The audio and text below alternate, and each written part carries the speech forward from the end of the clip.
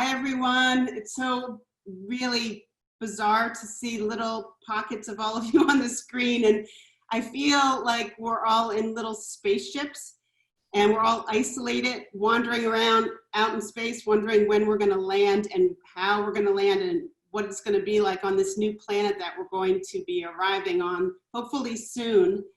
And basically, from an astrological point of view, we are coming to an end of an era and we're entering an entirely new phase of life. And it's scary, but it can also be exciting.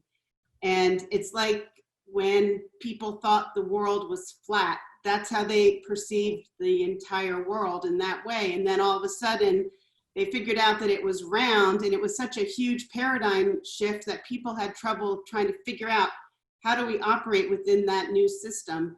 Well, we're going through the exact same thing right now. And today, a friend of mine just sent me a quote from the astronaut Edgar Mitchell, and he was talking about being out in space and how it was so profoundly felt in every part of his body that we as humans are connected to space and to the planets and to this whole cosmic system. And the thing that I mostly want to get across to all of you today is that astrology has been around for thousands and thousands of years. Is probably one of the most useful tools that we have as human beings. And sadly, it's been mostly thought of as fortune telling or something that's in the back of a magazine that's called a horoscope. But actually, astrology, as I'm going to explain it today, is something that I think is probably one of the most profound and useful tools we have as human beings to try to navigate what's happening right now. And if you think about it, the early people who were on this planet, when they were sailing out in the ocean, how did they figure out how to get from one place to another? They used the stars to navigate. I was just recently teaching on the Paul Gauguin cruise ship in the French Polynesia, and those natives of that part of the world, the only way they knew how to get from island to island was by studying the stars and the planets. And when the Europeans came there, they had their compasses and their maps and their sextants, and they were fascinated how incredibly skillful these natives were about getting from one place to another. And I believe what's happening with this shutdown of everything that we knew that was familiar is basically going away. I think that what's happening is that we're moving from a horizontal, more materialistic way of dealing with life, and we're being forced into a vertical axis, which means being more connected to the earth, to the rhythms of the earth, and also to the cosmos and to the stars and the planets. And that we're making this shift. And even medicine has been mostly on a horizontal framework. And think about even something like acupuncture. 30 years ago, people thought that was crazy. What is it? You're sticking little pins in someone's body and that's going to help you get better. Now it's part of the mainstream. Well, astrology is thought of as kind of wacky and woo-woo, but in fact, I mean, I'm working with a lot of Western trained doctors because astrology is extremely accurate and extremely helpful because it's able to see the big picture.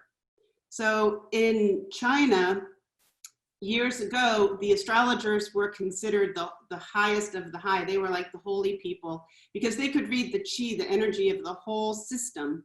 And then below the astrologers were the qigong masters, the tai chi masters, and they would teach humans how to move their qi. And then below them were the massage therapists who were moving the qi for you.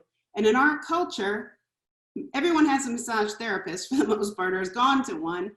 They're thought of as being more commonplace. Not that many people do Tai Chi or Qigong, and very few people use an astrologer. So everything is turned around. And I think what's happening right now, we're having to flip our whole awareness and be aware, as that astronaut was out in space, that we actually are profoundly connected to what's above our head and to what's below our feet.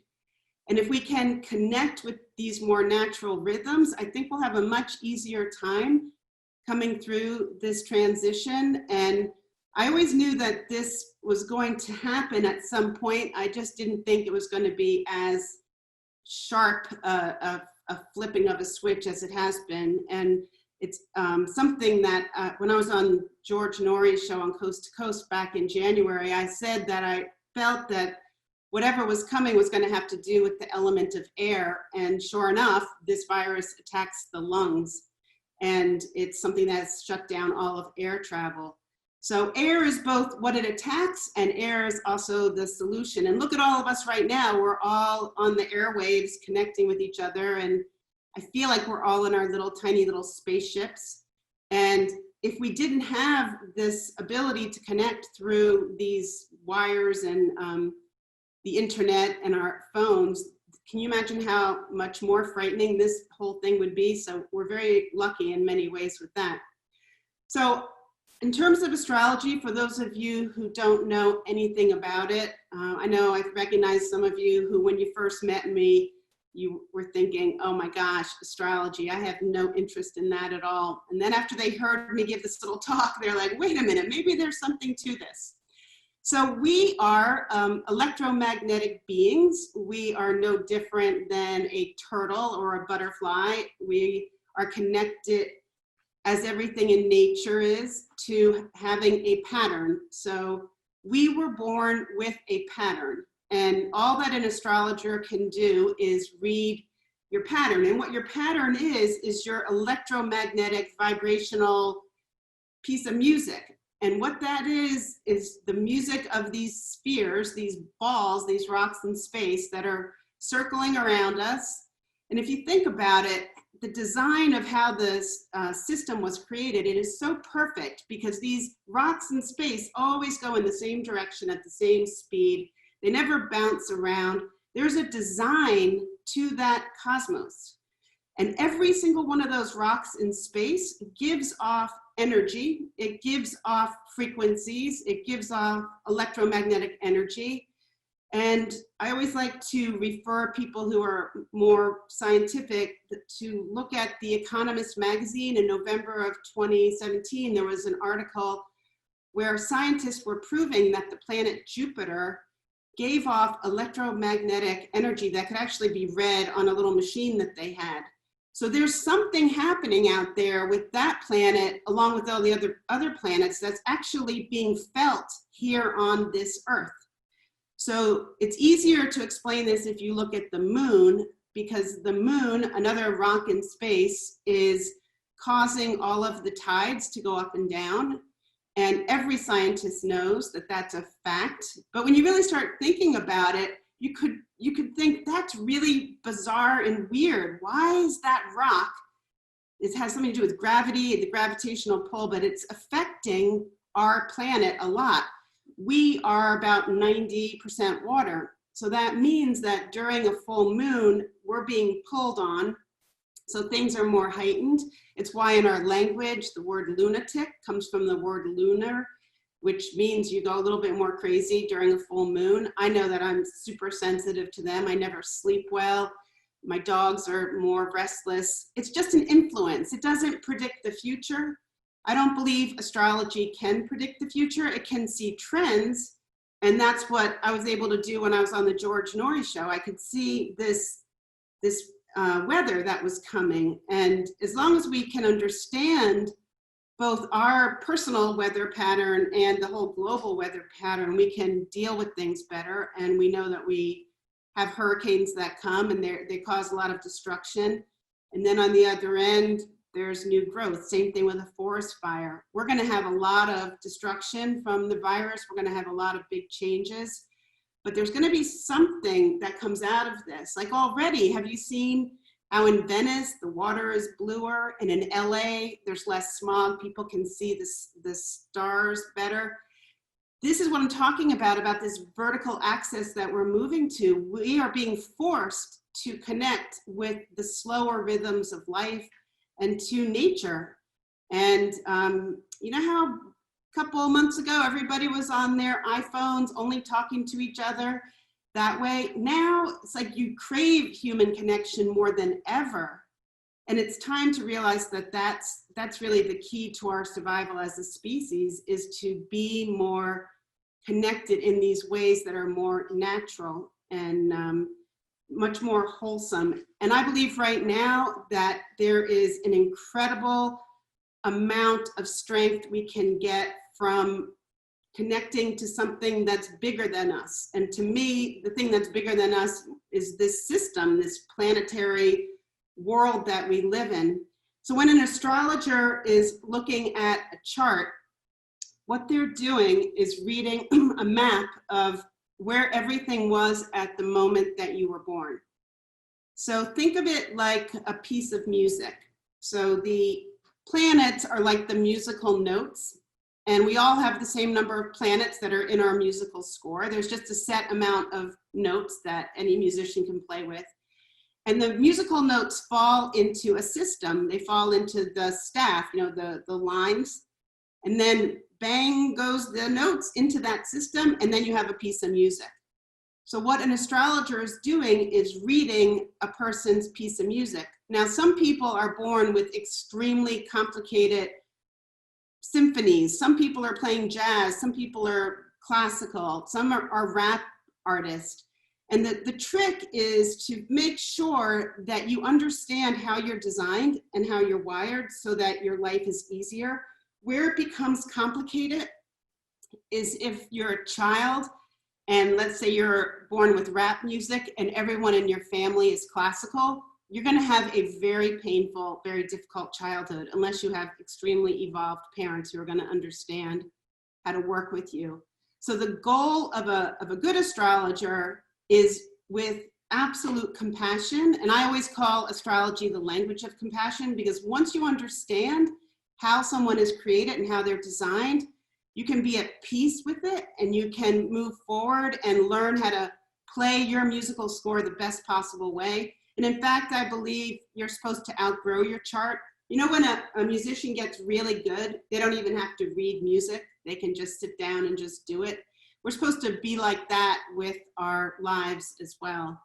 And we're supposed to be at war with everything that disowns our natural system. And many people have no idea why they were born or why they have certain things. And it's sometimes because we weren't ever given the viewpoint of understanding your perfection and how you were created. And I believe that astrology is probably one of the most beautiful things created by God, our creator, that's ever been, because imagine that every one of us has an owner's manual and that we're all perfect just the way we are. And what an incredible gift to be able to give to people, that ability to see and to connect with something that's so sacred.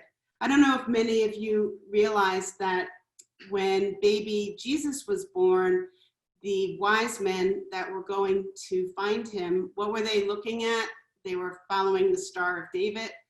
And the word magi actually means astrologers. So they were considered the wise men, the wisest in many different cultures all over the planet. And I'm hoping that what's happening right now with this giant paradigm shift from the horizontal way of looking at life to the vertical approach is that finally astrologers like myself will be considered the wise people again who can help families and corporations and systems. And my big love is to work with groups and to figure out how to get families or corporations to figure out how everyone works together. And I always like to use the analogy of either dogs or cars. So if somebody's a basset hound and they work in a company and they're mostly greyhounds there that are super fast, that poor basset hound's not going to have a chance. But a basset hound is really good at something.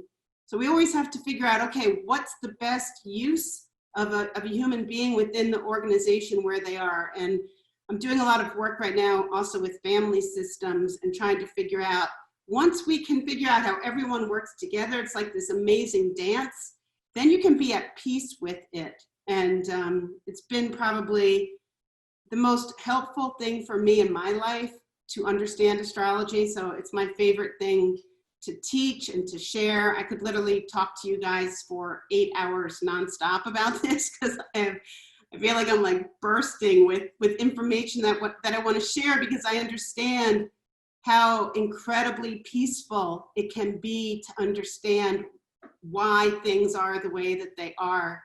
And especially with what's going on right now, this is no accident. It happened to come in this format of a virus, and it happened to come in a weird way.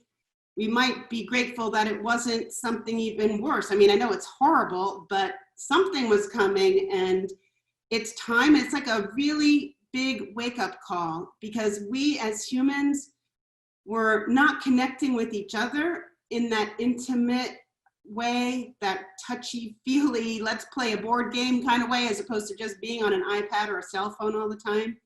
So we're being forced to move into a deeper connection to the slower rhythms of life.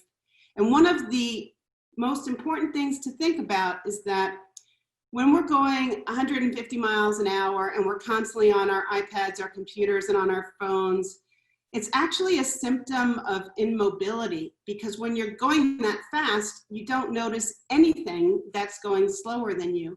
And you tend to have impatience with things that are slower. Well, now the virus and the universe has put us into a major shutdown. We're all in our little spaceships, and we're all stuck in our own little heads with either our families or alone. And we're having to confront what is just immediately around us. And there's actually a ton there.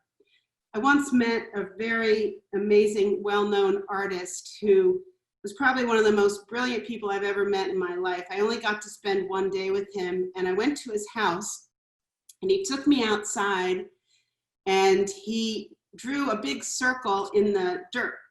And he said, "Leslie, you could spend an entire lifetime just within that circle and still not master it, and still have more to learn." And I think that was such a profound lesson, because most of us don't have the patience to even think that a little circle on the ground has anything of interest.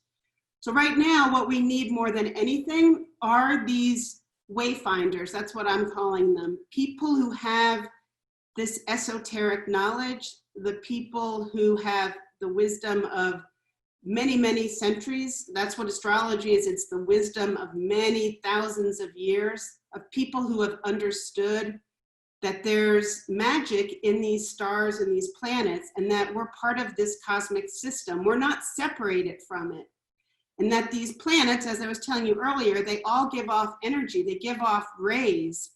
And if we disrupt that, we're in big trouble. We're supposed to be connected with it, not disrupting it. And when you think about like turtles or butterflies, isn't it fascinating how they get to where they're supposed to go, and they always land on the same beach the turtles do to do their nesting year after year? How do you think that works? It's because we have an electromagnetic grid on this planet, and the animals understand that. It's why when there was that tsunami in Thailand, a lot of the animals ran to the hills long before any human knew about it. So what we're trying to do right now with astrology and with this deeper connection to as above, so below, if we can be more attuned to that, like that inner voice, the deeper wisdom, the esoteric things that have been poo-pooed by scientists and thinkers lately, actually it's the esoteric stuff that has the most wisdom and has the most gifts for us during this time of unbelievable change. And we need to stop devaluing the plant realm and the animal realm, and the more we can connect with nature during this shutdown, the better. And we can actually look at it as a time of reestablishing our trust and our belief that we're going to be safe and we're going to be fine as long as we admit that we're part of the system. Does that make sense to everyone? I mean, I could talk forever about this. Does anyone have any questions or comments about anything I've said so far? Do people, Sherry, do people unmute if they want to ask me a question? We have one in the chat thing right now, and she just asked, my twins are born 1 minute apart. Do they have the same chart? Okay, that's a great question. So here's how it works with twins. Pretend that they're cars, okay?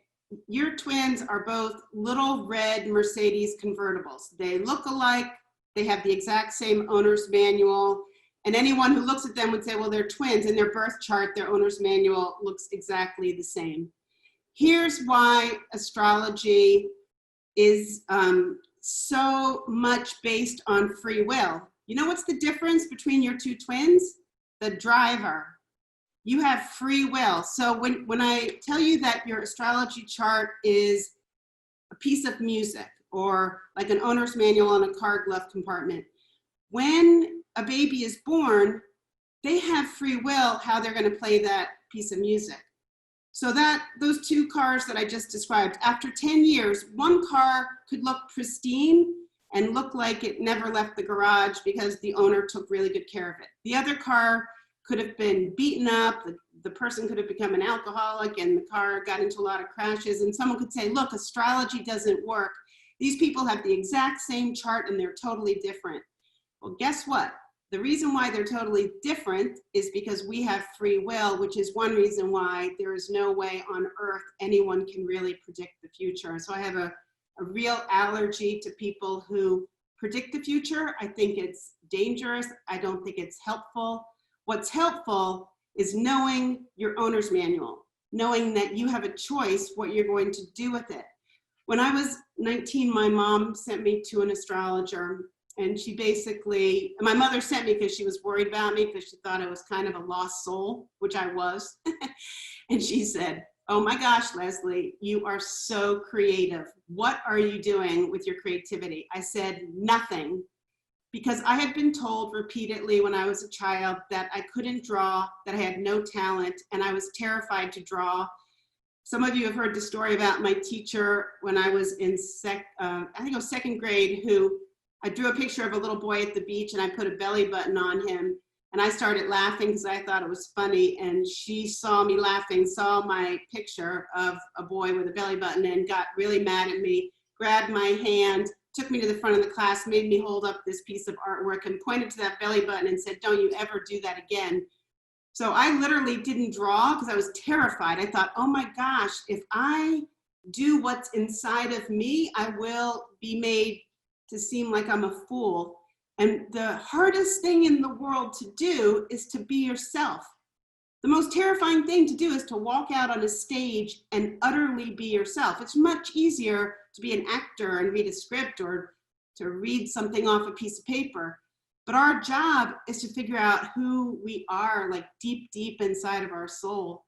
So your two twins, they have a choice with what they're going to do with their piece of music.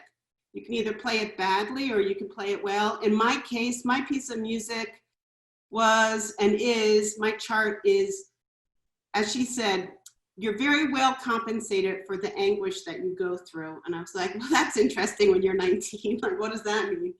And she was right. She said I had a very narrow pathway. She said, you better get busy being creative. You need to study astrology. She said, some people have a big pathway, a highway that they can travel on. She said, your pathway, Leslie, is so tiny. She said, you better stay away from drugs and alcohol. I didn't touch alcohol till I was 32. I was terrified because of what she said could happen to me if I did. I now understand why she said that, and she was 100% right. She said I would go looking for love and adventure in all the wrong places. If I wasn't careful, she said, you're a stimulation junkie. You could end up on the back of a Hells Angels motorcycle. And I was like, what is this? Like, but she was so right on. Like years later, I even dated a professional motorcycle racer. So she said, Leslie, you're a lot. She said, you were born with a nuclear power plant next to you. You better use it well or you will combust. You will disintegrate. And it terrified me at the time, but she completely told me how to channel that energy. I could have turned out, folks, very, very differently than I did.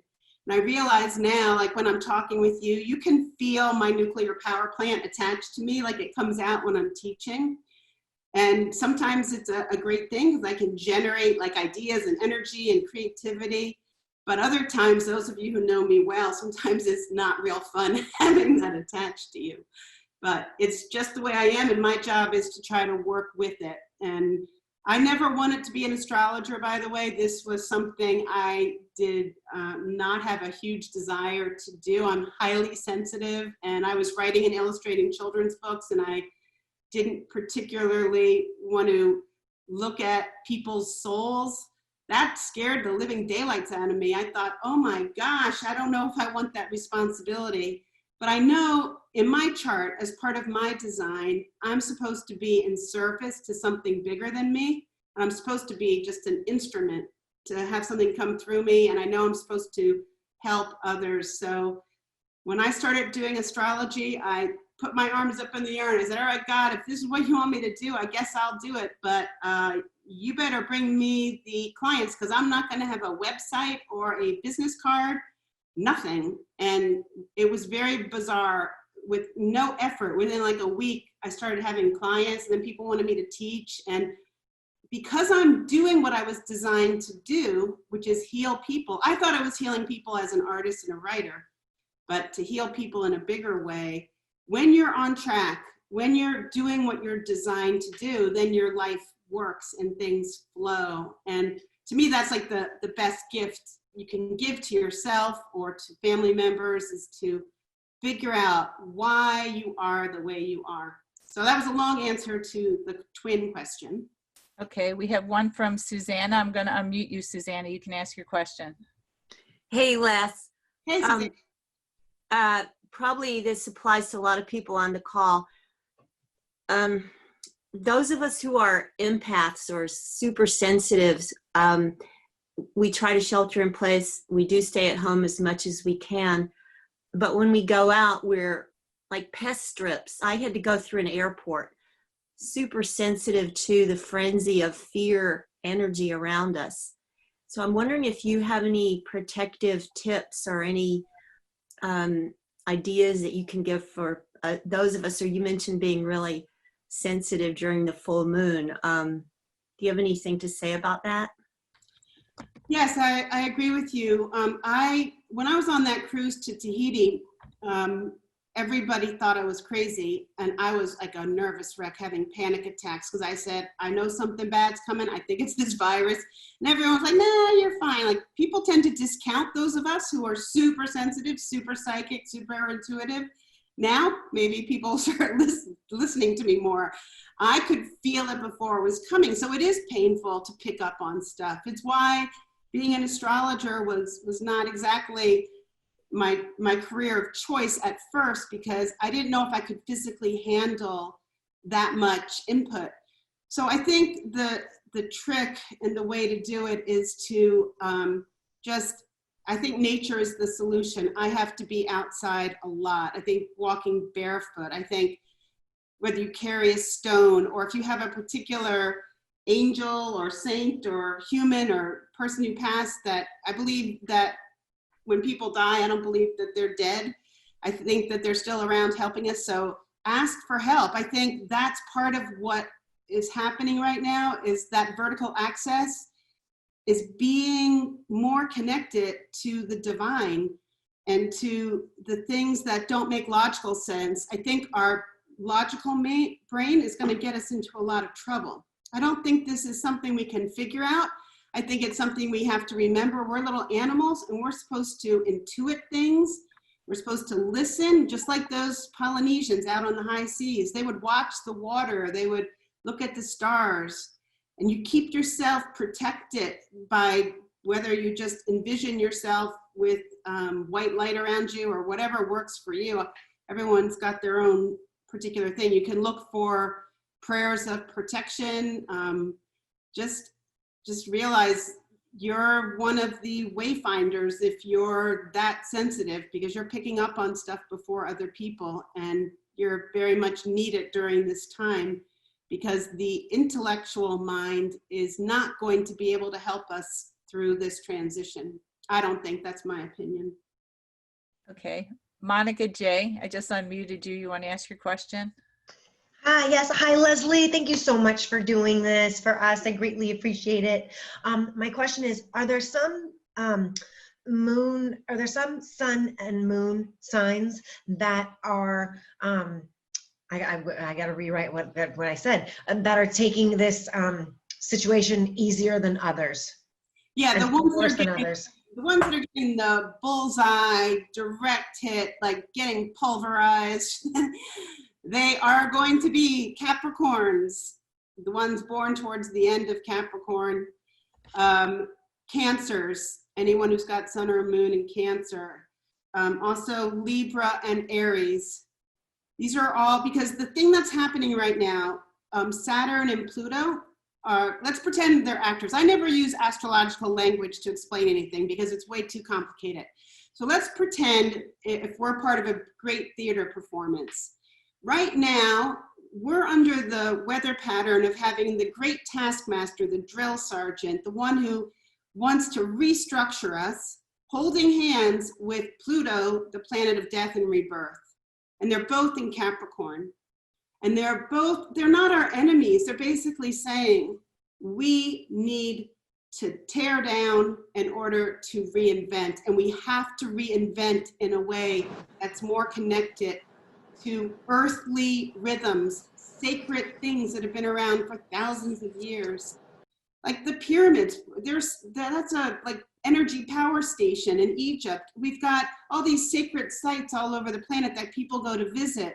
But how do we figure out how to pull in that kind of energy to help us through these times? These ancient wisdoms, these really esoteric old things are going to be the things that help us the most. And if you're one of those people like me, I'm a Cancer sun, who's getting pulverized by these transits, you just have to realize you're like a little caterpillar walking down a little branch and your eyeballs are melting and you have no idea what you're going to be turning into, but at the end of it, you're going to be a butterfly. But is it fun to go through that? I mean, what kind of natural occurrence is that? I mean, that's a freak show if you look at it. But then when you think about what happens, you realize, wow, that is so cool. Like you go from a caterpillar to that, they don't even look the same. So we are going through the exact same thing. And some of us are getting hit far harder than others. And all I know is that if you can like ease into it and not fight it, the brain is the most dangerous thing. One of my biggest problems is I think too much. So my motto is stop thinking and let things happen. If you let things happen and you try to say, things are going to turn out better for me than I ever could imagine. By the way, that's a great mantra for everyone to say over and over again when you get scared. That one, and say, I'm the luckiest person I know, and things are going to turn out better for me than I ever could imagine. And you get out of the way. What the heck do you know is going to happen for you? None of us know. This is like brand new. But the Chinese symbol for chaos and disaster is also the symbol for opportunity. There are a lot of people who are going to make a lot of money because of this crisis. And maybe some of those people will be us. Our job is to figure out how do we flow through this pulverizing experience. And for some of us, it's harder than for others. But anyway, those 4 signs are the ones getting it. Does that help you, Monica? Yeah, thank you. So don't look at it as negative. I'm not saying it's fun. I mean, I was born with that nuclear power plant right next to me. I mean, I'm used to being pulverized, but every time I get pulverized, I morph into something that's even bigger and better than it was before. And it just happens to be that in my karmic pathway, I signed up for the whole kit and caboodle, full throttle, everything. So I got to just go with it. Okay, Sharon, I've unmuted you for your question. We always hear about houses and we hear about planets. How do the planets affect the houses or the houses affect the planets? Okay, so Sharon, the houses are like the board game Clue. Did you play that when you were a kid? Oh, sorry, I muted her again. Okay. Oh, well. The answer was a yes. Okay. So Sharon, the houses are the like the board game Clue. We all were given the same board game. The astrological wheel is made up of houses, which are basically, I call them rooms. I don't like calling them houses. So we all were born with 12 rooms in our astrological wheel, which is basically just, if you take a circle and put it up in the sky, it's just the quadrants of where things are in space. So we all have different interior decorators for every room of our chart of these houses, or I call them rooms. And then the planets are like Professor Plum and Colonel Mustard. We all were given the same game board. We all have different interior designers. And then we all have the same number of little planets or game pieces. So we all have the sun in our chart. We all have Pluto, Jupiter. So we all have Pluto somewhere in our chart. Pluto, if she was an actress, she'd be like the Grim Reaper wearing all black. She's the great destroyer, and then she turns into the great healer, the great artist, the great teacher. So it's not bad. Same thing with Saturn. Everyone thinks, oh, Saturn is so heavy. He's the taskmaster, the drill sergeant. He's like Colonel Mustard. And wherever he lands in the chart, it's where you have a big lesson to learn. But without structure, we are like what I call, a lump of ice cream, but no bowl or no cone. I mean, what fun is it having ice cream if you have no structure to put it in? And then people get all excited about the planet Jupiter because it's the planet of good fortune. And everyone thinks, oh my God, this is so great. I have a Jupiter transit coming up. And I think, well, be careful, because nothing is so simple. So Jupiter makes things big, and it causes expansion. So people think that that's great, but you could also get really fat during Jupiter. Or if you have a strong Jupiter in your chart, you're always gonna have to be battling weight. Or if it makes things big, then it's like cancer. You don't want cancer to get bigger and keep growing. So we have to be very careful. And that's what I mean about saying astrology is the language of compassion. There is nothing, and I mean nothing, in anyone's chart that is purely all bad. Every single thing in nature and in life, there's always a flip side to it. And same thing with this virus, same thing with this horrible, weird pandemic that we're going through.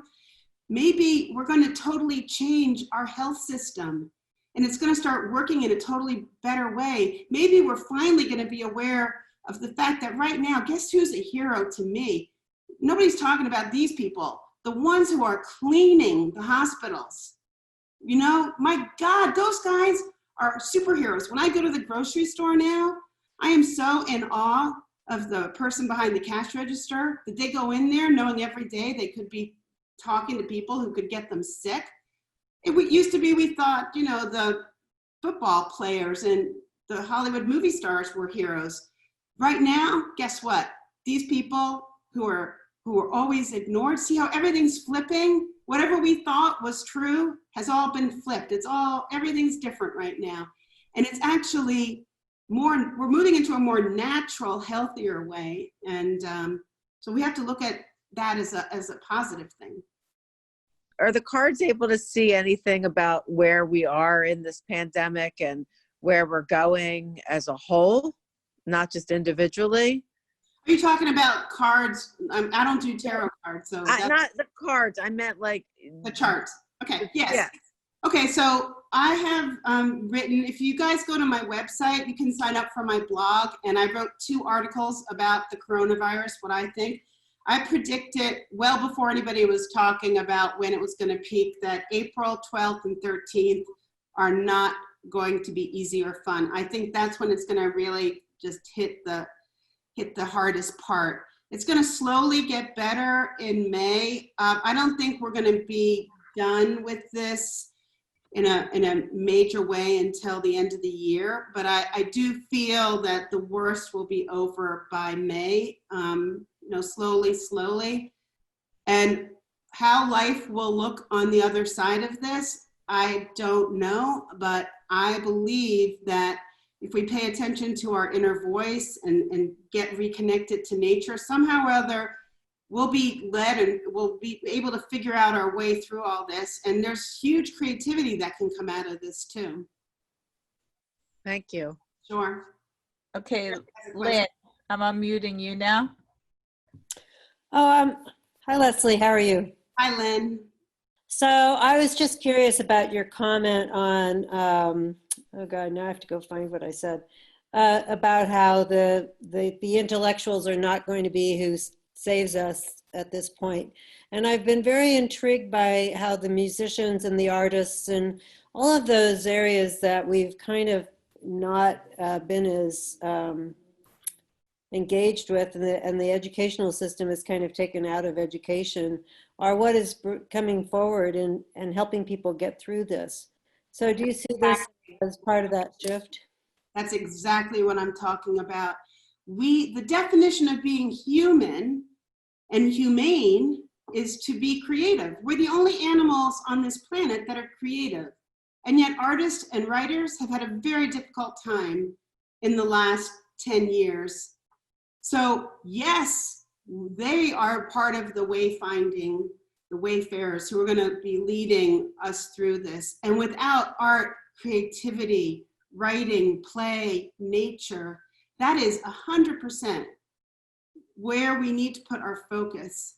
And then we'll be okay if we do that. But if we go back to what we were doing before, just using our logical mind and discounting things that we don't even understand. Most people don't understand astrology. It's because they've never been told the way that I describe it and how profoundly useful it can be, especially in the world of medicine. I mean, that's why I'm very much interested in helping doctors treat the whole patient, because we're not just bodies, we are also souls. And an astrologer can see the body and the soul. And we are super creative. So if I call our bodies and our astrology chart a piece of music, then of course anything to do with music, art, design, that is what we should be celebrating. Think about in Italy when they were all shut up, what were they doing? Singing with each other. It's the way out. If you look at anything that's happening through this, it's the artists, the writers, the people who can figure out how to get us to that vertical access, who are going to be the ones who make us feel humane and connected and better as humans than we ever were before. Okay. Okay, Ayanna, you're unmuted for your question. Hi, so thank you so much for doing this. But one of my questions was, how can you use astrology to look at relationships based like in a family setting? For example, like I'd like to look at my relationship with my mom, but you know, some things she doesn't really tell me. So I'm like, maybe there's like a way that I can use astrology to maybe look at like our, not compatibility, but like our behaviors with each other and use it to analyze that. Oh my God, it's the most amazing thing. And it's something that, as much as, I mean, I spent 20 years in therapy and there's some use for that, but astrology in a very short amount of time can figure out everything really quickly. So I was thinking of doing something for Mother's Day where I'm going to be offering a special to look at mother-daughter relationships, or I love looking at like 3-4 generations. So grandmother, mother, daughter, grandchild, and you can see all the patterns. And then you can understand there's some people, like I said, they may be jazz music and you're classical, and it's like you can't force someone to be the way you are, but if you understand their wiring, you don't get as mad at them. So for example, you don't get mad at a giraffe for having a long neck, but if you're born a mouse and everyone in your family is a mouse, you're gonna think that that giraffe is like a freak. But it's not, there's nothing wrong with being a giraffe, it's just how do you fit the two things that are different together? So it sounds to me like you and your mother probably have very different systems. And when I teach at Rancho La Puerta, there was once a mother-daughter who came to my workshop based on my book, The Power of Mercury, about how people communicate. And I wrote that book as a manual that I think everyone should have to be able to look up anyone's birthday. You can look up how they think and talk, and you compare it with somebody else. So this mother and daughter were like fire and water. They don't really do very well together. Fire is sharp and direct, and water is soft and sensitive. And once they understood why they were constantly at odds, they just looked at each other and laughed and hugged, and they thought, oh my God, they no longer took it personally. It can be, I think astrology is one of the most brilliant, beautiful ways to bring peace to families, to relationships, husbands, wives. I just today did the chart for a little baby, and that's super exciting for me to do for parents. Can you imagine anything more beautiful than playing the musical score of a baby and letting the parents hear it so they know how to guide and help them?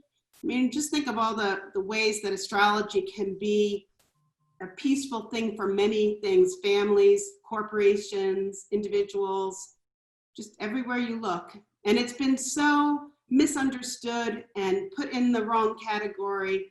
And I'm trying to teach people how to do it the way I do it. There aren't many people who do it the way I do it. So that's part of my passion too, is to teach people. And I can get people up and running in 8 hours. You'll know how to read a chart. You might not be great at it, but you'll at least know how to play like your little beginner piece of music. Leslie, I know we're running a little bit late, but are you okay with a few more questions? We still have a few more. As I told you, I could talk for 8 hours. So. Okay. Listen, guys, in my chart, I don't have any air in my chart. So it's a problem for me. So once I start, you notice I don't breathe. I don't stop. I just go. So go for it. Okay, Faith, you're up. Hi. Yeah, I was wondering, so something that frustrates me a lot is there's all, like when people do predictions, but they only do it a month in advance, or you can only see your chart, you know, this is for Taurus at this time. I would like to be able to do it for myself, where you can put in your own chart and then like use one of these programs to calculate it to see, okay, this is what, you know, September is going to look like, or next year, or whatever it is. Is there a thing that we can do that with? Is that Astro Gold, or is that some other type of software? Yeah, if you know how to read a chart, a solar fire, you have to be able to do transits to see the weather. But you first have to know how to read a chart. But you're correct. Reading, like in a magazine for Cancer, this is what's going to happen to you for the coming month, that's pretty useless. And it puts astrology in a category that I'm not real comfortable with. So probably the best thing for you, Faith, would be to take one of my beginner level classes. And then after that, once you know how to read the basics, you can then get that program, and then you'll understand how to read the weather. When are you going to be doing another one of those? Email me and I'll let you know. I haven't decided yet. I've been super busy, so I just got to fit it in. But it'll come up probably sometime in May. Okay. All right. But so basically in that case, until you learn how to do that, you'd have to have somebody else. Like, let's say I wanted to. Yeah, because it's complicated. It's not something super easy to just, it's not the easiest thing to interpret. So let's say I'm publishing a book next year, and we're trying to kind of pick a time, whether I should publish in May or in September of next year. Is that something you want to call an astrologer to give you the best time for something? Yeah, I could just say, well, this is a lucky period. Again, it's like weather. I'm no different than a meteorologist. If you're going to go on a trip, I'm going to say, oh, you're going to have beautiful weather. Why not go then? Don't pick a time when it's going to be rainy. So yeah, you need an astrologer to help you with that. And we can, if you email me, we can talk about that. You could do like a 15-minute session with me if you just have a single question. Okay, thank you. Sure. Okay, Catherine, you're unmuted. Hey, Leslie, thank you for doing this. This kind of ties back maybe to closer to the top of this when you're talking about if you're at peace, you find your music. But my question is, especially during this time, kind of when everyone's kind of stopping down, I kind of I'm not doing that at all. And I keep going and going and going. And I'm curious how your sign can kind of help you find, I don't know if it's your purpose, but kind of the bigger meaning and thing in life, even, you know, not to get too crazy, but like how you follow the direction of what your Nite sign is kind of telling you to do to make sure you're on that path. Right. So your sun sign is not going to tell you everything. Whatever your sun sign is, you need to know where it fell in that board game of Clue. Okay, if it falls in the kitchen, then it means you like to shine in the kitchen. If it falls in the bedroom, that's going to be your area. But that doesn't tell me the reason why you were born. That just tells me where you want to shine your light. So the answer to your reason for being born is Pluto, that planet that I've got attached to my back that I told you about, the nuclear power plant, the one that's affecting our planet right now. That's the one that comes into your chart. It falls somewhere in that game board. And it says, this is the area where I am going to take you down and rebuild you so that you become a master of that area of life. And that's something that only an astrologer can interpret for you. So if you're interested in that, just go to my website and email me and we can talk about it. Got it. Okay, cool. I will do that. And just kind of random quick question. Do you have any thoughts, the birthday book? Yes. Is that, I have the big, huge one. I've had it forever. But is that anything, is that worth its salt at all, do you think? I have it. I think it's interesting. Yeah. But many things that are out there are what I call baby food. And it's fun, and it's like you don't have to chew it, and it's like goes down, and sometimes it's useful.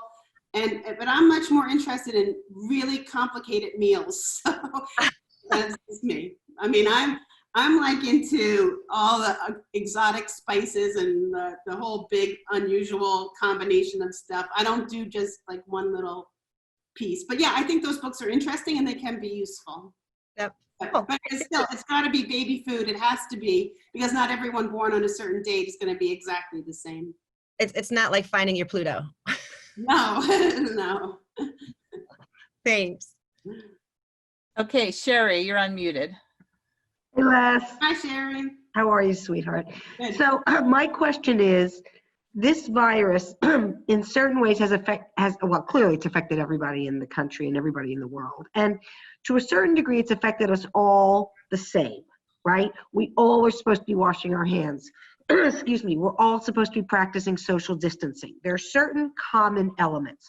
But because we are all individual and born at different times with the planets in different places, will it in other ways affect us all differently? Like clearly we're the same, but yet we're different. So at the end of the day, will we all have different impacts by this because we all have different signs or charts? Yeah, that's what Monica was getting at earlier, 100%. Some people are going to have it hit more profoundly than others. And don't look at it as a bad thing if you're getting hit. It's hitting me really hard right now. I'm sure. And I know it's because the universe is ramping me up. I know that I'm an instrument, something's coming through me, and I'm supposed to take it to the next level. And I can't figure out what it is.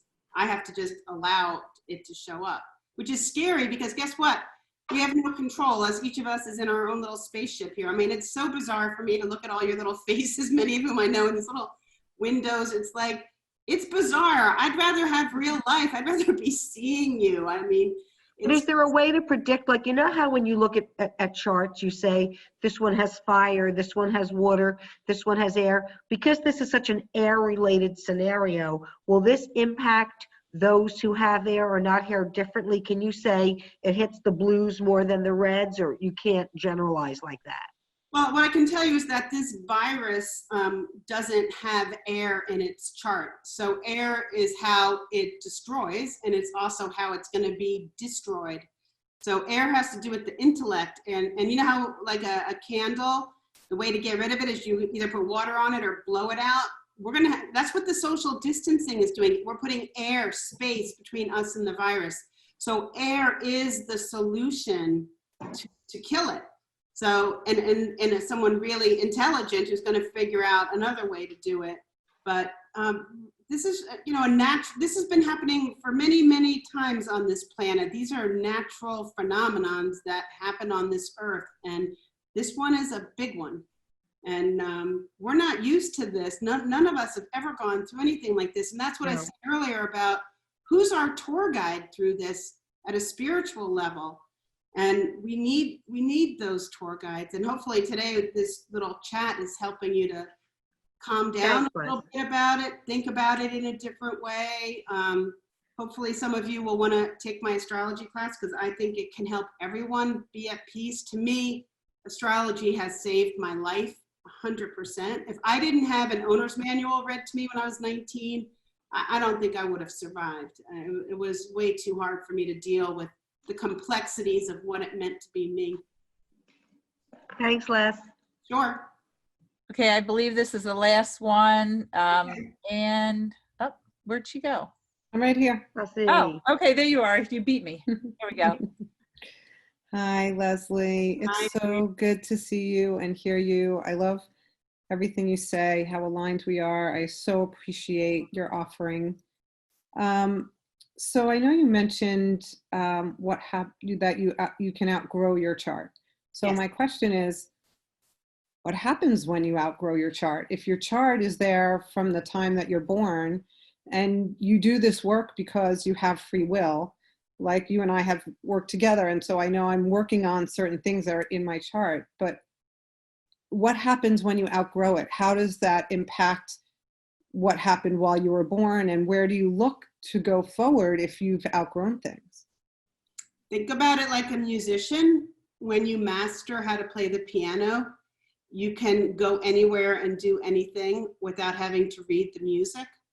So it's like that. You just become a master. And when you've outgrown your chart and you've basically learned most of the lessons you need to learn, your job is to then share your gift with the world. And to me, it's when you move into that final stage of life, like it takes the first third of your life to deal with yourself, the second third of your life to deal with your mother and your father and the family, and then the third part of your life is you get to finally own all of what you are and then hopefully share it with the bigger world. So I don't know if that answers your question, but the goal is to not, like, I'm not one of these people who looks at my chart every week to see what's happening. It's like, I don't really care because all I know is that I'm doing the best I can every day. So it doesn't really, I'm not really neurotic about that. I know exactly what I need to do. And I actually hardly ever look at my chart in the transits. Because I'm in control. I don't want the chart to be in control of my life. It's me. I know exactly what I need to do every day. And I'm still working on major issues like controlling my mind. That's the hardest thing, thinking too much. And here I am. Anything I'm teaching you guys, don't think I've mastered it. I'm working on it every day, trying not to let fear come in, and I'm working hard at realizing that I'm guided and protected. And when I feel that way, I have unbelievable synchronicity and beautiful gifts that come to me. And so it's just kind of getting in that alignment. And even if you can only be in alignment for 2 minutes a day, that's huge. You can email me at leslie@lesliemcguirk.com. So again, it's LESLIEMCGUIRK. Or just go to my website. You can email me from there as well. But as I said, my favorite thing to do is to share what I know with people, help people get to where they want to go faster, and also teach astrology so that this wisdom that I have, I can give it to you so you can start using it for your family and for yourself. It's probably one of the best things you can do for yourself to make sure you have a happy life.